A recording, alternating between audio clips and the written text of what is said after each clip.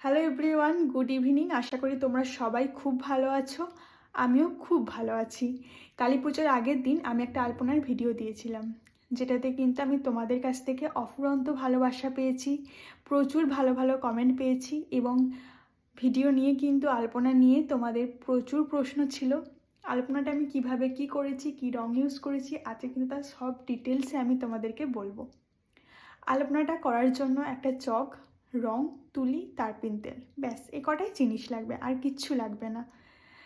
আমাদের ছাদটা কিন্তু পুরোটা সাদা, সেই জন্য আমি প্রথমে একটা রেড কালারের বেস করে নিয়েছিলাম, তার ওপরে আমি সাদা রং দিয়ে আলপনা দিয়েছিলাম।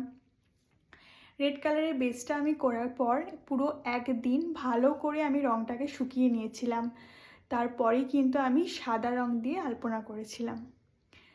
তোমরা সবাই জানো রঙের সঙ্গে কিন্তু ভুলেও তোমরা কেউ জল বা কিচ্ছু মেশাবে না। রঙের সঙ্গে তোমরা যেটা মেশাবে সেটা হচ্ছে তারপিন তেল। যে কোনো একটা পাত্রে তোমাদের যতটা রং লাগবে ততটা রং নেবে এবং তার সঙ্গে তারপিন তেলটা মেশাবে। রঙটা যাতে খুব গাঢ় না থাকে বা খুব পাতলাও না হয়ে যায়, তোমরা সেটা দেখে নেবে। রং আর তারপিন তেলটা নেওয়ার পর প্রায় 2 মিনিট ধরে কোনো লাঠি বা কিছু দিয়ে ভালো করে রংটাকে ঘেঁটে নেবে, তারপরেই কিন্তু তোমরা মেঝেতে রংটা ইউজ করবে।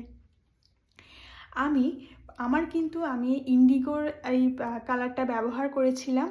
রেড কালারটা আমার 2টো বক্স লেগেছিল, হোয়াইটটা আমার একটা বক্সেই হয়ে গিয়েছিল, আর তারপিন তেলটা আমার ছিল 100 ml। এবার তোমরা যেমন বড় নকশা করবে বা যেরকম ছোটো নকশা করবে তোমরা তোমাদের মতো রং নিয়ে নেবে। তুলির কথা বলি, আমি এই 2টো তুলিতেই আমার কিন্তু পুরো আলপনাটা হয়ে গিয়েছিল। এই তুলিটা দিয়ে কিন্তু আমি রেড কালারের বেসটা করে নিয়েছিলাম। আমার কাছে এর থেকে বড় তুলি ছিল না, সেই জন্য ছোটো তুলিটা দিয়েই করেছিলাম। তোমরা চাইলে এর থেকে বড় তুলি দিয়ে যদি বড় আলপনা করো, এর থেকে বড় তুলি দিয়ে বেসটা তৈরি করে নিতে পারো। বেসটা পুরোটা করার পরে আমি একদিন পুরো রোদে শুকানোর পরে হোয়াইট কালার দিয়ে আমি আলপনা দিয়েছিলাম, যেটাতে আমি তুলি ব্যবহার করেছিলাম ডোমসের এই 10 নম্বর তুলিটা।